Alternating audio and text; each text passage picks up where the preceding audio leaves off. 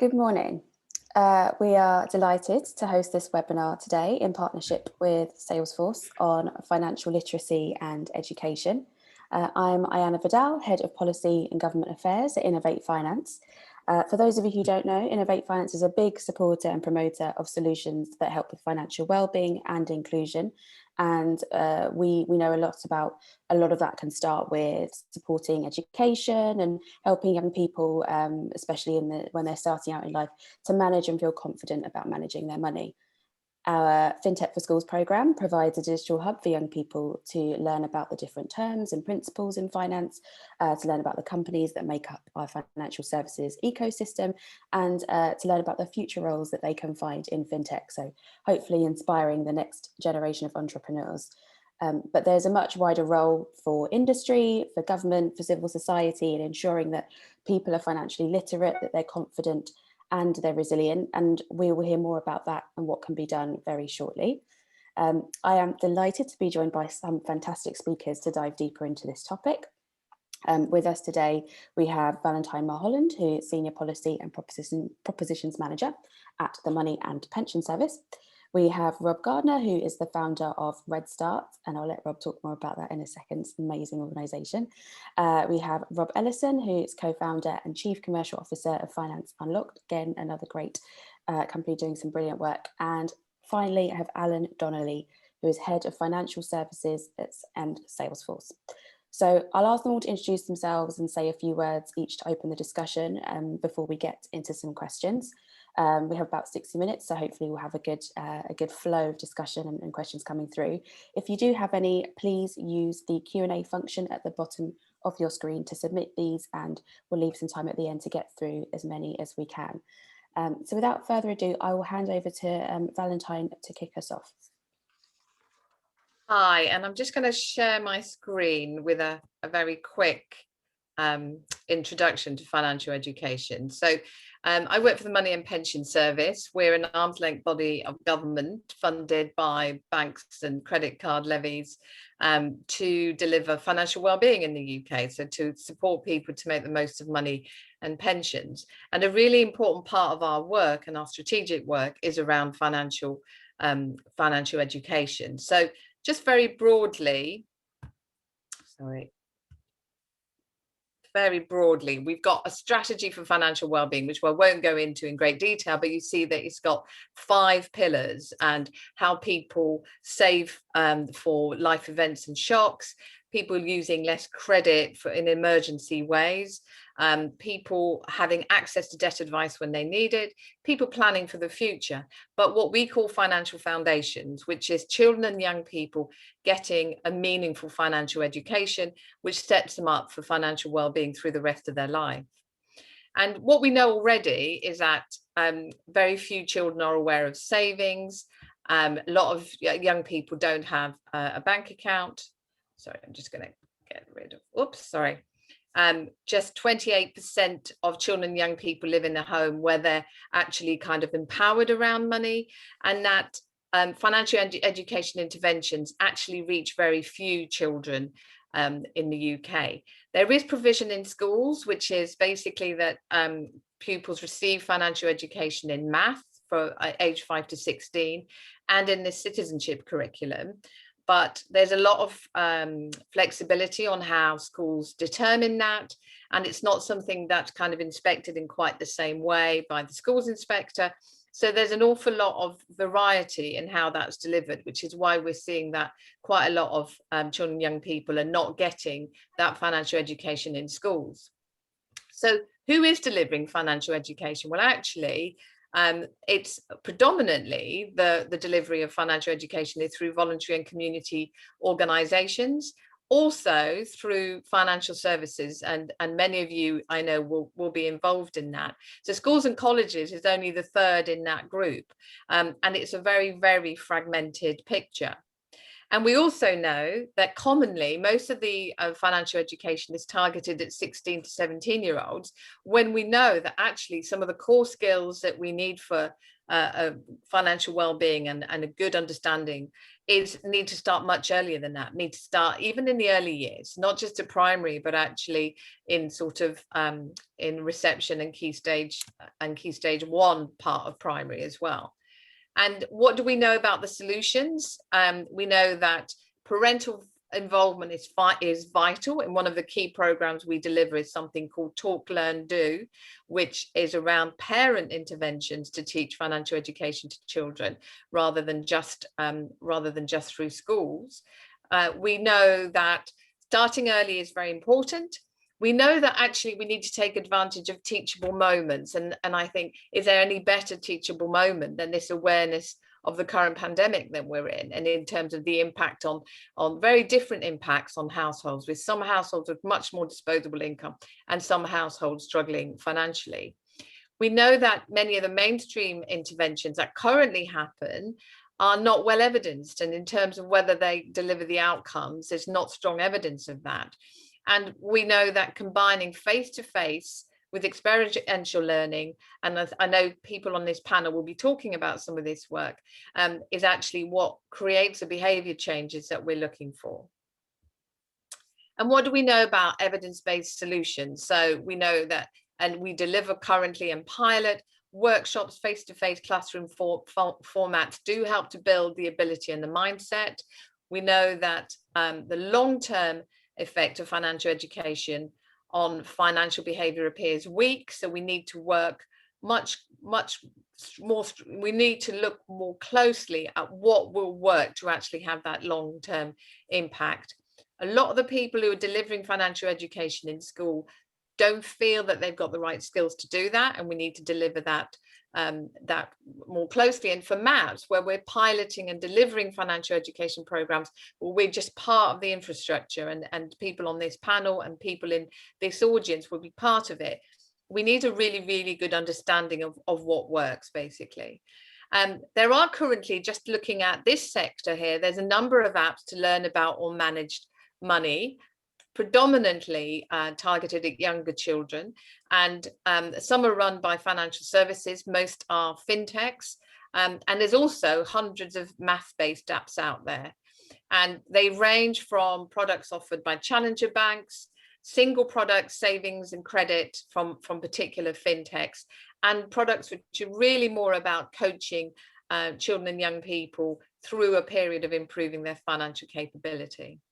So I hope that whistle-stop tour gave you a good background to what we're concerned about and how this sector is participating in financial education. Thank you. Thanks, Valentine. That was a really good opening. Rob, if I can go to you next, Rob G, to give us a bit of your background at RedSTART and what you're doing. Yeah, well, look, good morning, and great to be having this conversation. My background is really pensions, making sure people have enough money when they stop working. And I've been providing face-to-face financial education to young people as young as 3, all the way through for over 8 years now. And look, the background is that the sad truth is the average person in the UK will run out of money 10 years before they die. For women, it's actually more like 12 years because they tend to live longer, save less, and take less investment risk. And we know that financial literacy in the UK and around the world is very low. So Georgetown University have what's called the Big 3 or Big 5 financial literacy test. It's 3 quite basic questions. And the truth is that only a third of people can even add all three questions correctly. And a third basically say, I don't know, to all 3 questions. They're really simple questions around interest rates and inflation. And so in 2012, we founded RedSTART really to plant the seed for financial education and to give 1 million children the confidence to manage their money. So really this idea of how money works and how to make it work for you. And it's all experiential learning. So we developed a game where we go into the classroom and we literally play games, building blocks to teach compound interest, which is quite a complex, abstract subject. We have a character called Rich Ricky, who literally scams the kids, and we have kids crying. but they remember. The point is, you create an emotional connection, and they remember this a year, 2 years later. We have Acorn Bank, where we've been doing, as Valentine says, a longitudinal study to evidence not only changing behaviors, but actually to what extent does that improve maths key stage 2. And then separately, I wrote a children's book called Save Your Acorns, aimed at 4 to 6 year olds. We've sold over 10,000 copies. It's now been translated into Cantonese. It's been translated into Spanish. And there's a book called, and there's a card game called Silly Monkeys, which goes with it. So you can teach kids, again, the concepts about money. And so much of it is making it fun, engaging, and exactly something that you can do as a parent with your child. But we can talk about that more later. Fab. Thank you, Rob. That's a really great start. Now, if I turn to you, Rob Ellison, to tell us more about Finance Unlocked and what you're doing. Morning. So Rob Ellison, I've worked in the city, financial markets principally for 20 years. We started Finance Unlocked 3 years ago to meet the demand for professional financial education, actually. So teaching bankers and asset managers, money managers, and all the adjacent activities, but helping upskill finance professionals. But and on our travels over the last few years, we found there is significant demand more broadly for better financial education and skills. Last year, we opened up in response to the pandemic and the closure of universities. We actually opened up the platform for free for university students in the UK. The initiative went viral. We ended up having nearly 10,000 signups. We went international, 85 countries, and the engagement from the young people was absolutely incredible and lovely feedback. We also were very pleased and proud to join Innovate Finance in the Fintech for Schools initiative. Really pleased with the output there, and there's clearly lots to do.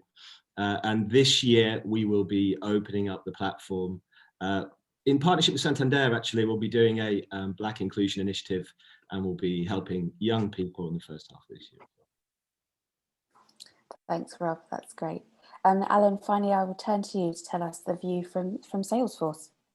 Thanks, Iana, and morning, everyone. Yeah, my day role is working with financial institutions on the implications and the inclusion of technology in their business and how they transform their business to new digital entities of all shapes and sizes. But in that role, we come across many financial institutions, which Valentine highlighted in her slide, where not only are they talking about attracting and retaining their customers and their clients, but how they can help educate the communities of all age groups and all diversities arenas. And what we're doing, we also give our employees a lot of time off to helping communities. So Salesforce by day is working with financial institutions and helping them with the technology enablement.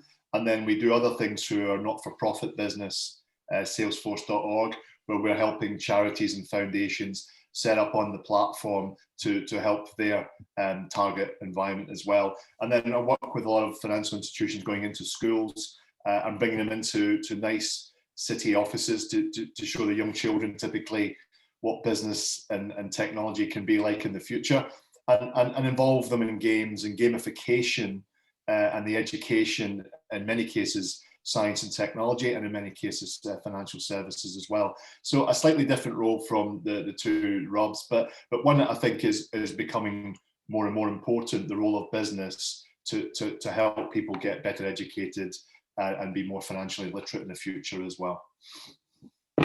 Thanks, Alan.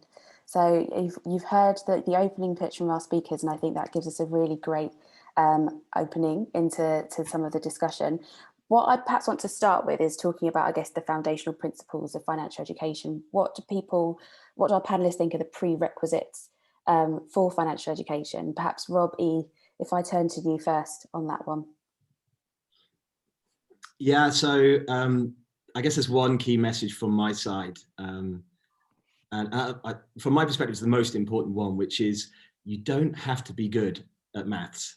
Yeah, so we kind of have to split out numeracy and financial literacy and think of those as two slightly different things. And speaking as someone who was horribly put off maths by my experience at school. I didn't take it any further than GCSE. 10 years later, I found myself on a trading floor running calculations for very large transactions.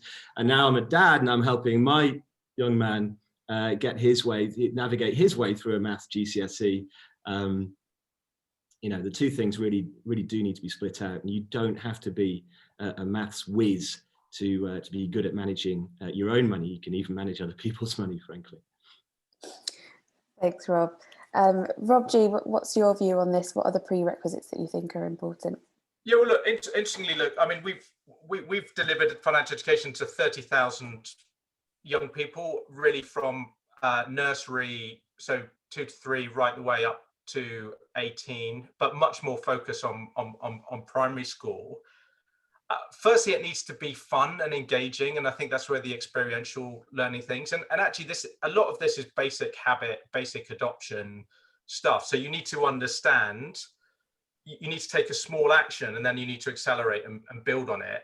The way you deliver that is different for a 3 to 5-year-old than it is for a 5 to 7, than it is for a 7 to 11, than it is to an 18. So it needs to be kind of contextually relevant, and they need to kind of build on all of these things. The really interesting thing that we found when we've gone in and delivered Money Matters is that often the best performing kids are the kids who have often been earmarked as poor performers, because the game is you stand up, you play in the whole classroom, so it's not sat down.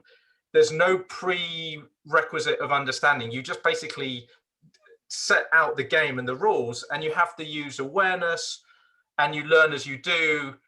And it's quite, the teachers are often quite surprised at just how well some of the kids do, who they've basically earmarked as the problem children, because basically they struggle being sat down in a classroom all day.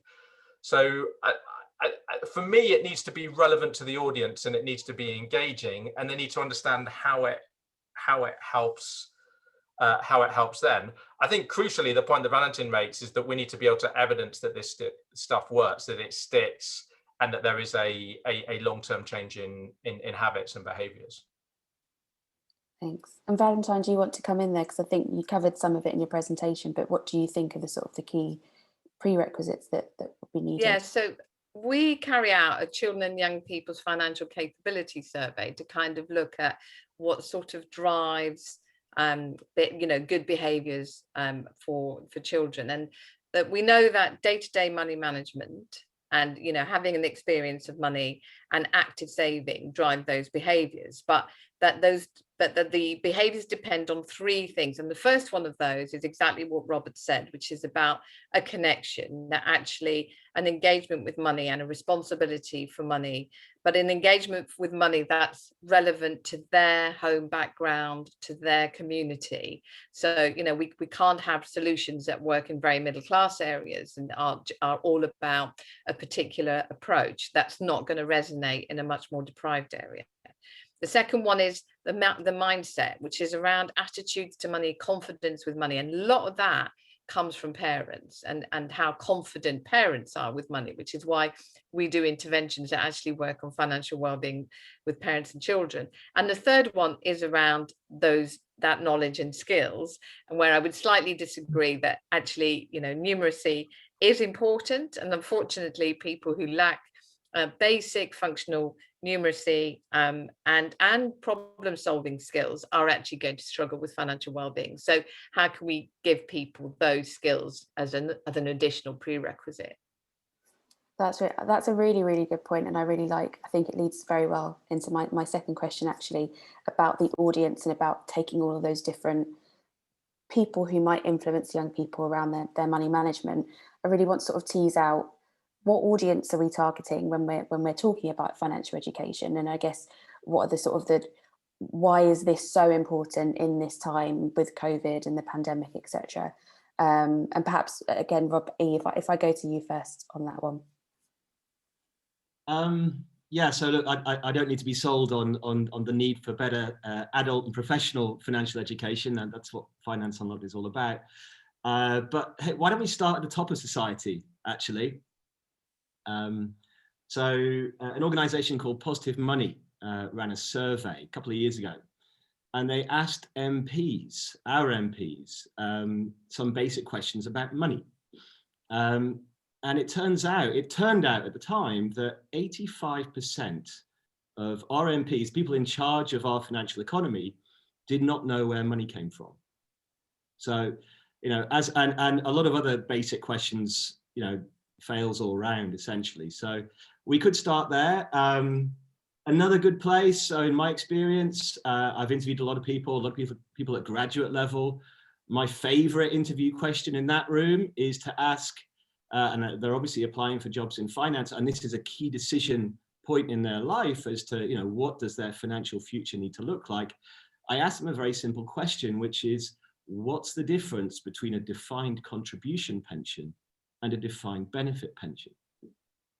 And I've asked that question literally dozens of times, and I've never had a good answer. And these are some of the most expensively educated people in the world, including masters in finance. There is clearly a gap there, and it really needs to be filled. And the sooner the better, frankly, at all levels of society. Thanks, Rob. Valentine, what are your thoughts on that in terms of the audience that we're looking at, and I guess the importance of financial education at this moment? So, I think I'm going to bring it back to children and young people, but I completely agree that there's a role for financial education for people later on. And I suppose, in fact, maybe tipping your question over, one of the things you've asked is around what's the relevance, with what we're seeing with the pandemic. And I think the pandemic has really highlighted a significant impact on the people who've been the most financially impacted have been 18 to 25-year-olds, because they've been in the sectors that have been furloughed or made redundant to a greatest extent. And one of the things that we know is that there are moments in time when people are going to be much more open to financial education messages as adults than they were at other times, and particularly if that's built into a service. And some of the apps that I really, really love are the ones that try and build that in to a proposition, which is not about financial education, but build that in. So I think, we have got financial education audiences in adults, and I think there are still teachable moments for adults. But for the work that we do, which is around children and young people, and our focus is really around the children and young people themselves, parents, establishing that culture, and also not underestimating that a lot of teachers don't feel confident themselves, because if you feel, a lot of people don't feel they manage their own money very well. So kind of actually passing on those skills as a teacher makes it quite challenging. So I think for children and young people, though, the three audiences, but I think we've got an opportunity to continue a lifelong financial education for people who've missed that opportunity as children and young people. And I think some of our more innovative financial services providers are a great contact point to do that. Thanks, Valentine. Rob G, I wonder if you had any thoughts on this. Yeah, look, and again, just picking up on the theme of focused on young people, look, a couple of things. The predecessor to MAPS was what was called the Money Advice Service, and in 2013, Cambridge University and MAS did some research that basically say that our money saving habits, that's the key word, habits, are formed by the age of 7. And actually, this kind of marries up with I don't know if you've ever read the book by Walter Mischel, The Marshmallow Test, but it's to do with delayed gratification and our ability. Some of us are naturally good at delayed gratification. Some of us less so, but actually it can be taught and coached.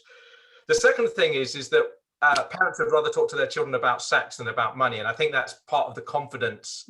And it's not surprising, right? Most people haven't been taught about money at school, and I'd echo Robbie's comments about just the level of financial. I worked in the city for like Rob for over 20 years, and people who trade, their personal finance is just shocking. It's incredible, and it's not surprising because we just don't teach it, and it just goes on and on and on.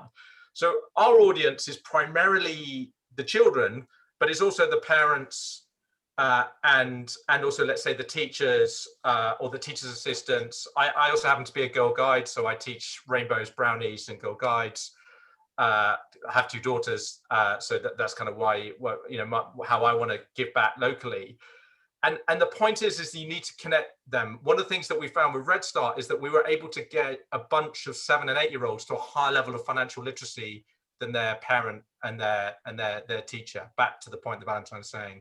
So within just a 2-hour session, we were able to raise the financial literacy of 7, 8 year olds to above that of adults. And I think that is part of the challenge that we face. And anecdotally, the children's book Save Your Acorns I wrote, it's really a Trojan horse to parents. It's because it's the parents reading the book to the children, and it's not really about the monkeys and the squirrels and saving your acorns.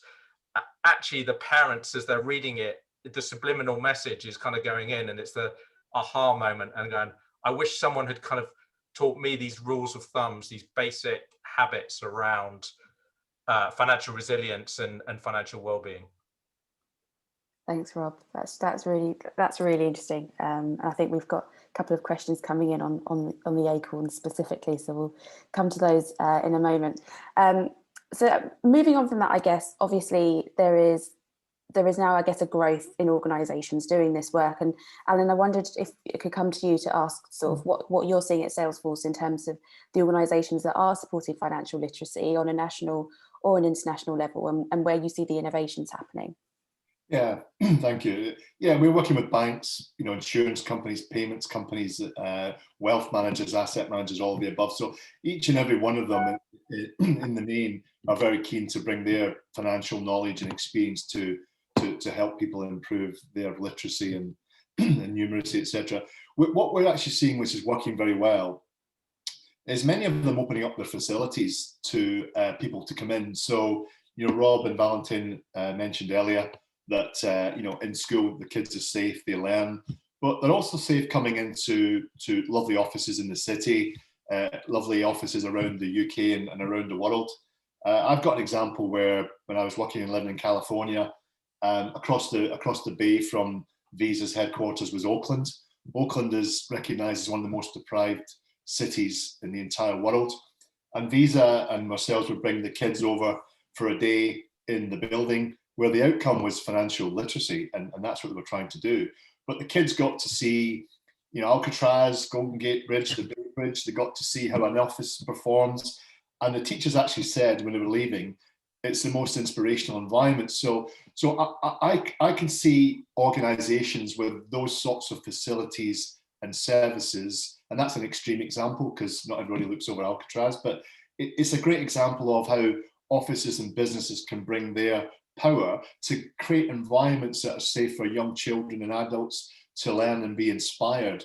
And we all go into branches, not as much as we used to. Those branches lie empty 2, 3, 4 days a week on average. Most of them are in cities and towns.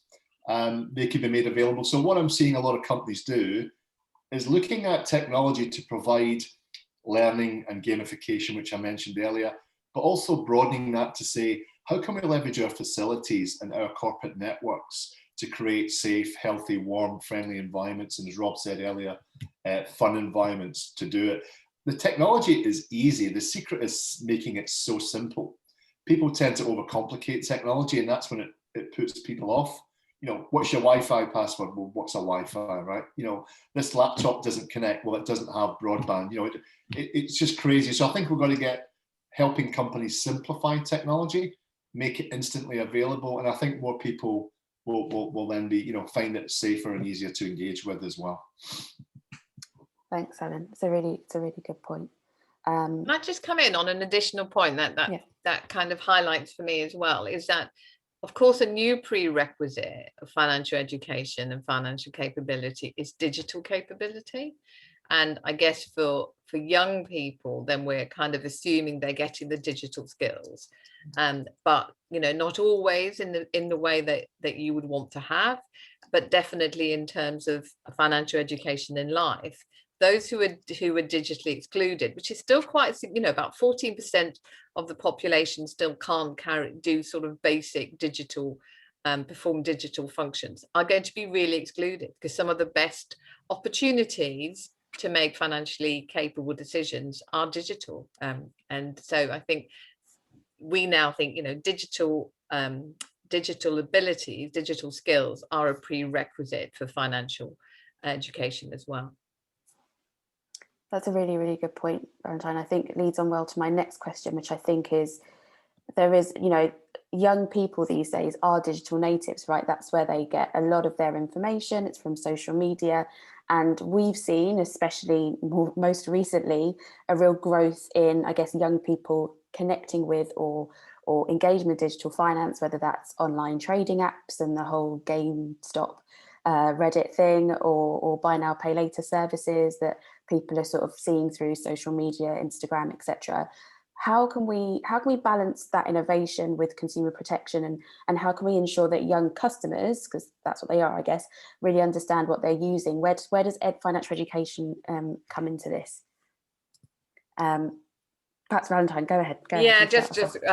So I lead on credit policy at the Money and Pension Service, and we've been really interested to see where buy now, pay later was going to go. And last week, the Financial Conduct Authority had an independent review into forms of unsecured credit, and they reported that we've seen a threefold increase in buy now, pay later over the last year.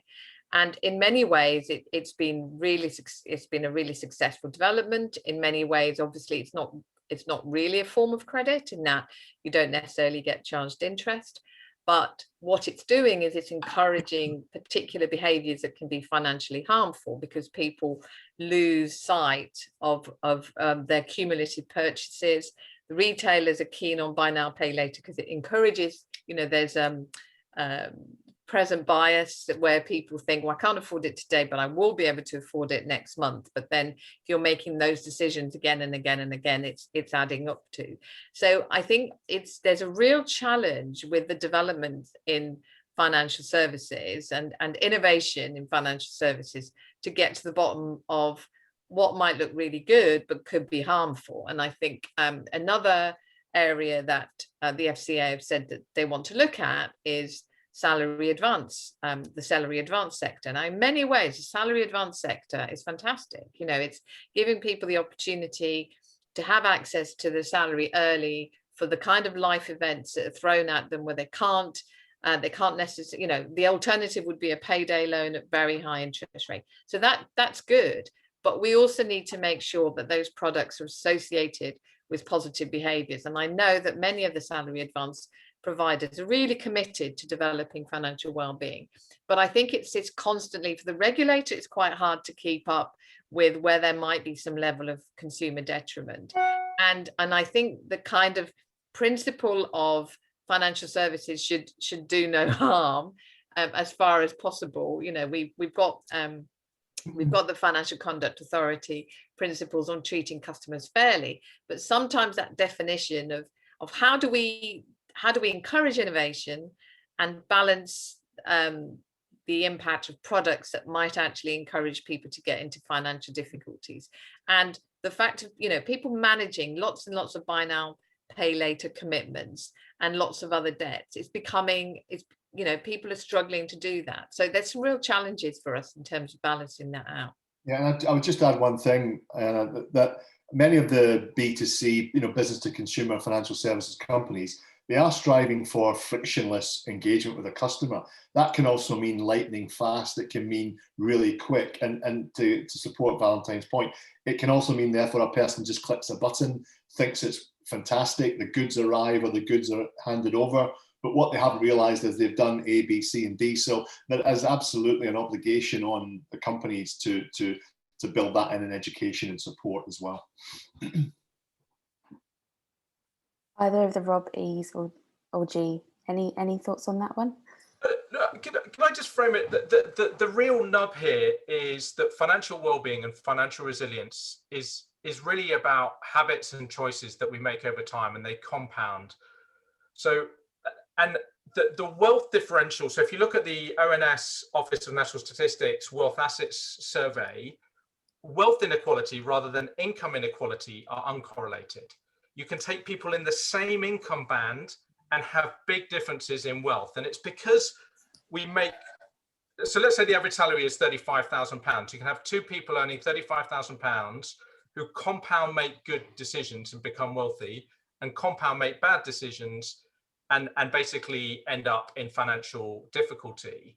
And that's why the truth is, all of us are 3 steps away from financial destitution, and the Roundtree report and all the rest shows this. And a good example is that if we don't understand these choices and how they mount up, can either work against us or for us. I'll give you a positive example. So a friend of mine sent me an Instagram message last summer, and she said, "Oh, Rob, having listened to your TEDx talk a few years ago, you'd be pleased to know that the £150 a month that I'm saving on not commuting to work, I've gone to my company, they've matched it, so that's £300. They get tax relief on that, that's £375. And I said, "Oh, that's brilliant." And I said, "Do you know how much that will be worth when you retire?" She's 31, just returned from maternity leave.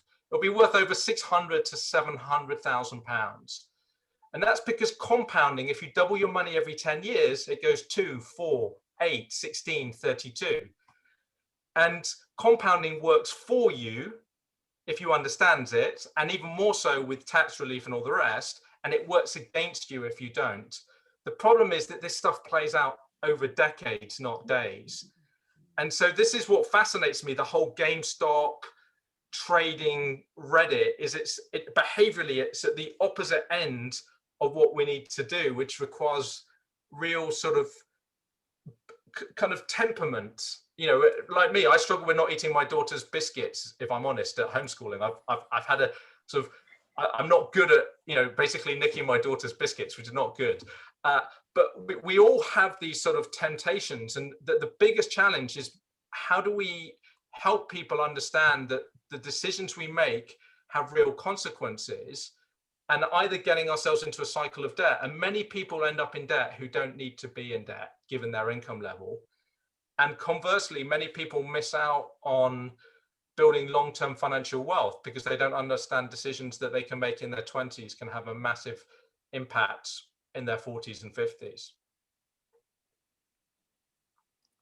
That's really, really good. That's really, really good. And I hadn't really thought about it like that.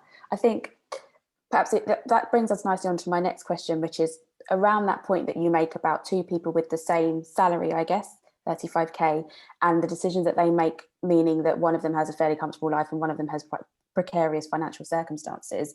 Thinking about the fact that I think everybody recognises now that we've got some real shortcomings in society in terms of financial inclusion and fairness. And I think particularly that intergenerational split between, landed wealth sitting mainly with older people and younger people struggling with things like student debt or working in the gig economy and not being able to get on the property ladder in the same way that their parents or grandparents did. Do you think, there is a role for financial education in helping people to navigate that in some way, shape or form? Rob E, perhaps I'll come to you for that one. Yeah, so just reflecting on Rob's stat around, people in a wage band and the wealth that they have, I'd be interested to know, actually, to your point, are we comparing 30-year-olds on 35K versus 50-year-olds on 35K? And I think it'd be a pretty safe bet that the 50-year-old has a lot more stored wealth, because, as Rob mentioned, they've had this wonderful force helping them over that excess 20 years, which is the power of compounding. Now, for young people looking ahead, we're in a zero interest rate environment here, okay? And it's going to be like this for at least a generation. And it has to be this way because this is how we keep the government debt affordable, essentially. We have to keep interest rates really low. So what does compounding look like? And what is the power of compounding when interest rates are rock bottom? And we're even talking about, we have negative interest rates in some currencies, talking about negative interest rates in the UK. How does compounding work when there are no interest rates to compound? What does that do for wealth inequality? I think that, in terms of the challenges that are facing, we just talked about, making sure that young people are making good decisions, not making bad decisions about the debt that they take on. Well, this government has just strapped on hundreds of billions of pounds of debt. on everybody's behalf. And you know, it's not clear that the people who are making these decisions really understand that the financial implications of that debt. And one of them is zero interest rates. The other is asset bubbles. The obvious one is housing. That is absolutely, there's a direct nexus between interest rates and the bubble that is the housing market. We're going to have inflation in certain parts of the economy for sure. Commodities are riding higher than they were before the pandemic. So we will have inflation, we'll have deflation in other parts of the economy. We're going to have we're moving into higher taxes. You'll get a flavor of that next month. People at the start of their career are going to get hit just as hard as the wealthy. You know, and I guess, you know, over and above all that, and probably the smallest part in terms of the challenge for young people, is the transition to the green economy. And you know, that will come at a cost, and that will be felt in years to come much more than it is now. So that might be a bit of a bleak and depressing picture. But there you go. This is why it's important that, you know, everyone is fully equipped to make the right financial decisions. I agree. Today. I agree. And I think coming on to, I guess, my last sort of question before I dive into, so we've got some really great questions coming in on the chat. We talked a lot about young people, and as you highlighted, Rob, there are things that we as adults should be thinking about and doing now, and we've talked about it a bit. Where do you think the opportunities are for financial education for people in later life? And I think, to wrap in one of the questions that have just come through, I think especially vulnerable people who, as you say, Valentine, might not be digitally aware, might not have access to the same things that we do as metropolitans living in London, going to Starbucks. What's the, you know, where are the teachable moments for people later in life and perhaps a bit more vulnerable? Can I pick off the vulnerable bit separate, but let me join the two together. So look, depending on the audience, 50p a day or £5 a day into a child's pension from birth until the age of 10, and then leave it, will compound up to be over £1 million by the time that child is worth 65. If that's invested in a sustainable and responsible way, aligned with UN responsible investment and net zero, that will have 27 times the impact of reducing your carbon footprint and drive the global transition to a better world. So you will secure the financial prosperity of that child, and you will transform the global capitalist system that we exist in. Win, win, win. 50p a day, £5 a day. There are 11 million 18-year-olds in the UK. How many of them have a pension? Less than 100,000. How many people, even on this webinar, know that they can open a pension for their child or grandchild? Most of us are investors. Back to Rob E's point about what's the difference between DC and DB. If you start work, you will get auto-enrolled into a pension. If you're a young person, it's a big stack of paper, which is the dullest thing in the world. Who wants to talk about pensions when you're 18 or 21? And it feels like someone's taking money away from you rather than you're saving for your future self. And you're participating in the global economy. I own Salesforce shares, I own Google shares, I own JP Morgan shares, and feel connected.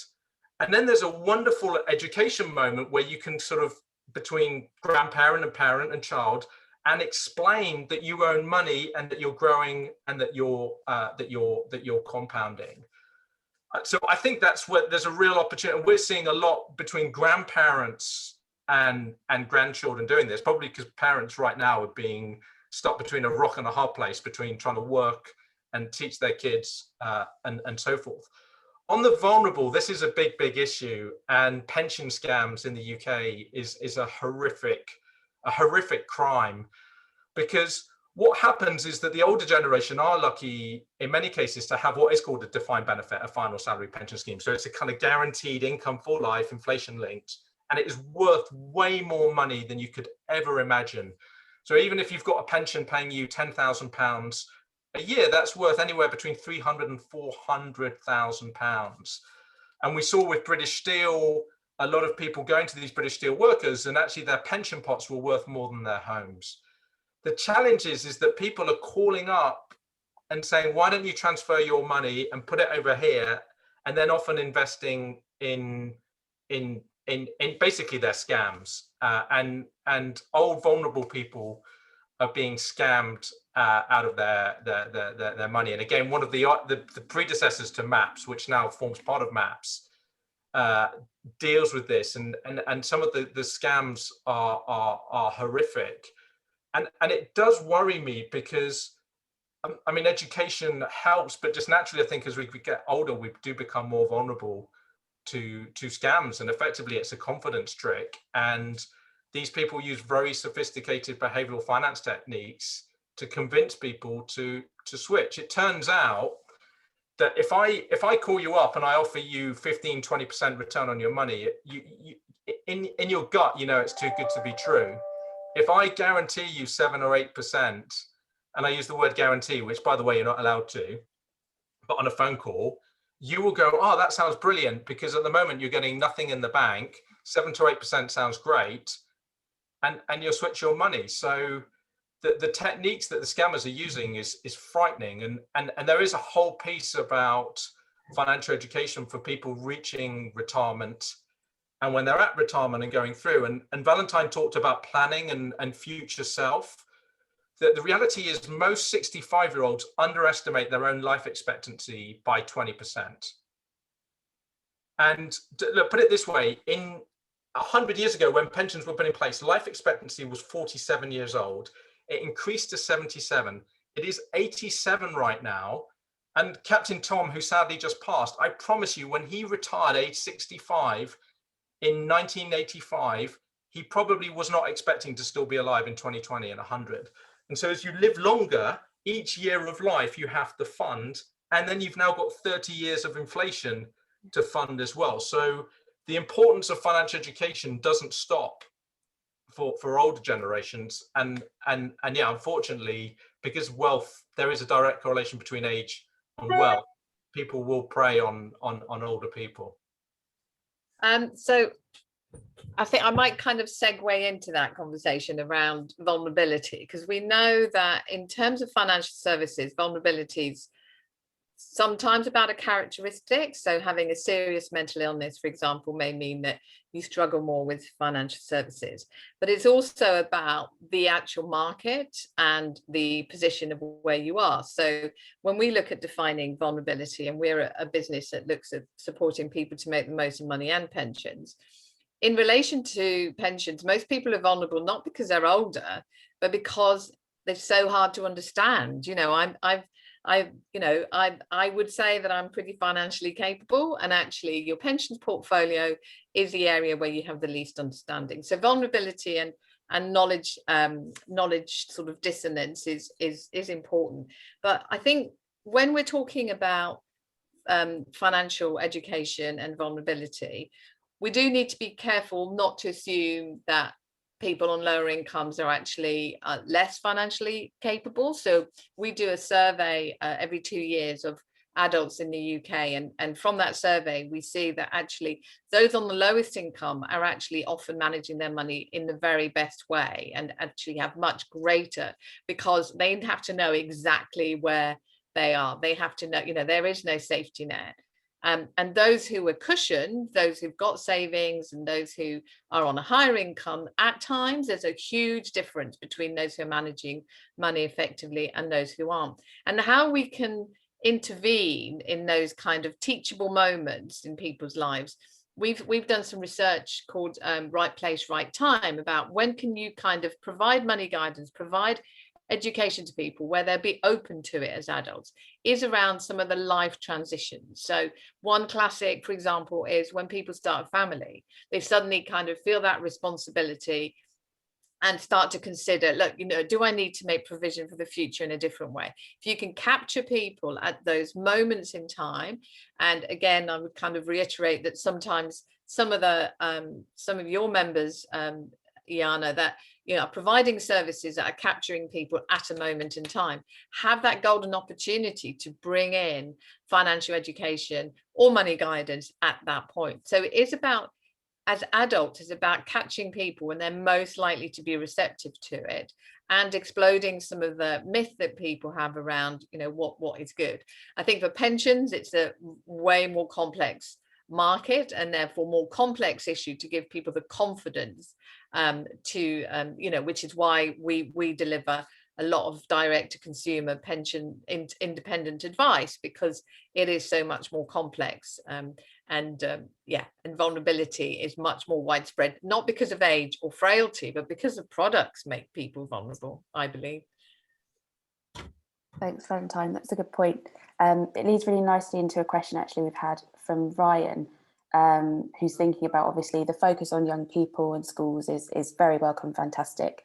But as you're talking about that looking at people during their life cycle and where you can find those moments, with regards to those leaving school and older generations, what do we think that government or big businesses can do to help employers implement financial education or look at their financial well-being for employees? Have we seen a growth in sort of employers taking on more of that educational piece for their employees? So I also chair the Children's Financial Education Council for TISA in the UK, and I think this is a topic that's come up, which is that transition from school to either university or to employment and apprenticeship. And actually, there's a whole conversation about university and student debt and apprenticeships. But I think one of the things is that employers recognise the importance of financial well-being, just making sure that their workers, when they join the workplace, understand that they do get taxed, understand that they might need to think about their pension and make good decisions. And we know from the Royal School of Psychologists that actually 50% of all mental well-being issues are typically related to a money-related cause, typically indebtedness. So actually, it's in the employer's interest to teach financial well-being. The problem is they're not really connected. So I do a lot of work with grad programs in financial services, where you try and connect the graduate induction process, which will be doing the stuff that Rob E does, which is teaching them about their job, but also teaching those core skills. My personal view is that all of the things we're talking about, there isn't yet a joined up framework that joins up the primary school stuff to the secondary stuff school, to university, to let's say apprenticeship schemes, and then employment. And so how do you connect all of those together? I think could be a game changer, because at the moment you've got these sort of fragmented groups who are kind of working on specific audiences and specific age groups. But how we transition from one to the other is key to building that lifelong learning. And Alan, perhaps, is it something that you're seeing from your customers' perspective? Is there more of an interest from employers, and as well as thinking about the next generation, looking at what they can do for their employees themselves? Yeah, there is. I mean, many of the financial services companies have the luxury of, they've hired graduates from the great schools and universities around the UK, and there's maybe a stronger, slightly better financial literacy and understanding. But many of them, with large workforces, do try and find ways to help educate the staff, be it education, be it courses, be it materials, be it online learning. And the one thing that's becoming evident from what I'm hearing today is, not everybody's got access to technology. Not everybody can read and not everybody can write. So it's finding, and I use a very old term from the late 80s, like a multimedia set of tools and techniques that help address a particular person's ability to absorb and learn. So it might be reading a book because they haven't got technology. It may be on their phone because they can use it. So I do think we have to get smarter at how we deliver, as Rob said, that joined up education. But the one thing I think is missing for companies and everywhere else, we're not leveraging role models. We saw Captain Tom that became an overnight role model. That wasn't his intention, I guess. Marcus Rashford with the food and the meals in schools. The government itself is not leveraging role models to go and attract and help inform people of financial well-being and all of the above. So I think we've got to have a more joined up, holistic view. But many companies are doing things, but back to Rob Gardner's point, they're all doing it a different way, and probably throwing in some cases good money after least impact. So I think we've got to get smarter at building maybe common curricula, and then putting that money in from employers who are not afraid to put money in, and maybe leveraging role models on top to say, this is important to you, it's important to me, let me help you, educate yourself or be educated by someone. And the UK also has a dearth of financial services talent, people that may have retired, people that may have, chosen to step out of the rat race. And I talk to a lot of them just in my community, and they'd love to help. They'd love to offer help and support. So I think employers are doing, Iana, things to help the people. They recognise the importance, but it's just a drop in the ocean at the moment, I think. Yeah. I think it's quite a big drop in the ocean. So I think we work with employers because we're absolutely that they're a major channel to get to adults around financial well-being and understanding what they need to do. And I think, I would say about 20 to 30% of employers now have some kind of financial well-being partner, but there is a huge diversity, and I think it's a great opportunity. Whoever asked that question, it is a great opportunity to catch people in the place where they're making decisions about auto enrollment, where they get their salary, and where they've got financial questions. So it's a good opportunity. And by the way, we do have a role model. I think I would say that Martin Lewis is considered a bit of a financial well-being role model. So. It's true. We can't talk about financial well-being without talking about Mr. Money Supermarket himself, can we? Yeah, if I could just pick up on Valentine's point there about employers and what can be done in the workplace, I think that point is so well landed, because the infrastructure exists, and the employers are actually the overhaul of that infrastructure, the update of that education infrastructure is not just about well-being, and there's a lot of great focus on mental health, but the infrastructure of education within organizations. It's been changing and it's been growing, it's been evolving over the years, but the catalyst that has been the coronavirus to deliver better, more digitally enabled, there is clearly a space to deliver all kinds of education, not just financial, but all kinds of education to employees. Thanks all. So we've got sort of a few more minutes before we wrap up, and I've got a very important question that I want to ask Rob Gardner, and then perhaps what I'll do is I'll come to you all for closing comments here.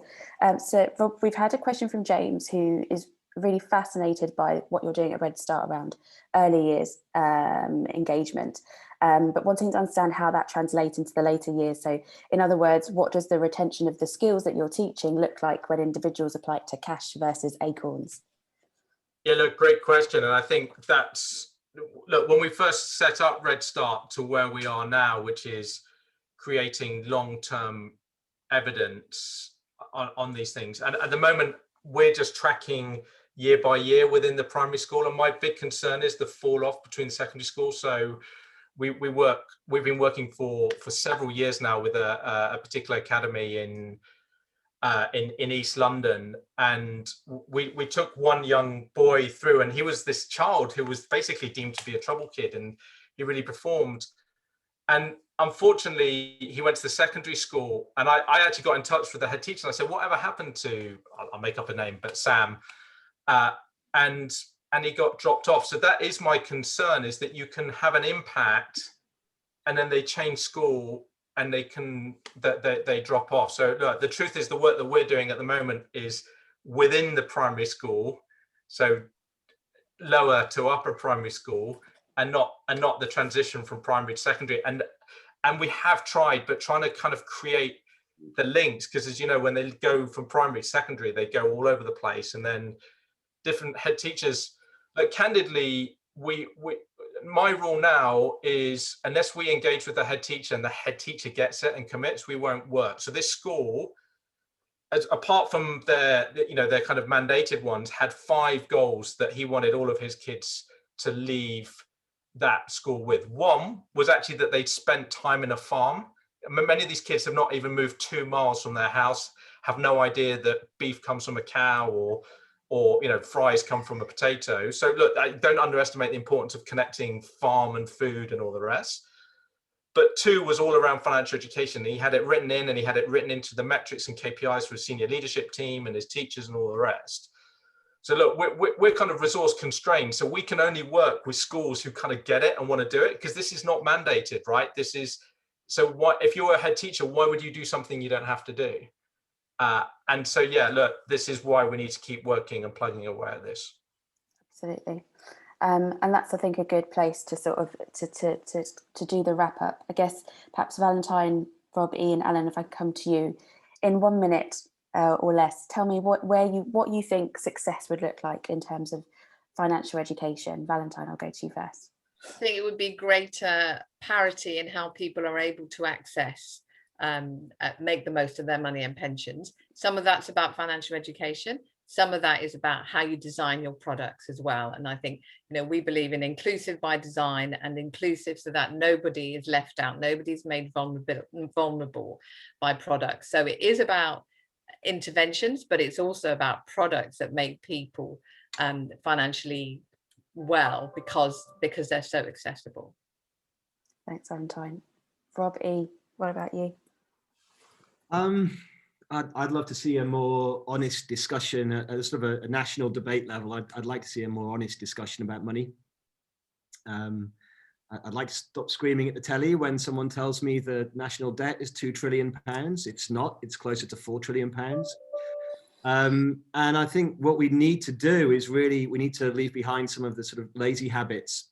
And, I'm kind of putting this at the feet of the media here, but, the lazy habit of simply equating GDP growth to better well-being or a more wealthy and sustainable nation. It's just those are lazy things that we need to kind of leave behind, essentially, and think about money in a very different way. Thanks. And Alan, final comments from you on success, where you see success in financial education. Yeah, I think it would just be quite simply that people are not afraid to ask for help. And when they do, it's given to them in whatever format, environment that suits them, right? That makes them easier to learn and to absorb. And therefore, the Robs have said it, Valentine said it, national campaigns of information, of how to get information, for me is the most important, because we know that technology works. We know that materials are there and course materials are there. It's just making sure people don't feel afraid to ask for help because they'll be ridiculed. It's not the case. I think it's ask for help, you'll get it, and you'll be glad you did. That would be my favorite outcome, to be honest. Fabulous. Well, that's, I think, a really great place to end there. Thank you all, everyone, for all of your comments, and we've had loads of people engaging in the discussion. So thank you to Valentine, to Rob G, to Rob E, and to Alan for a great, really interesting discussion.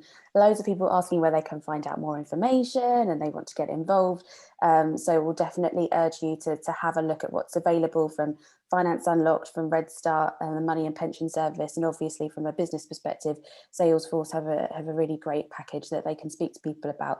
So definitely get onto their websites. I've had a look, there is a lot there. I'd also plug our Fintech for Schools program, which is, as Rob E said, is excellent. And we are always looking for more people to get involved and participate in providing packages or programs to the young people engaged with the platform. So please do get in touch with us at Innovate Finance if that's something you want to do. Meanwhile, we have a number of other events happening over the course of the next few weeks, so check out our website and sign up to those. But I think I'll leave it there to wish you all a very pleasant rest of the day, and thank you all for joining us. Goodbye. Thank you. Bye. Thank you. Bye.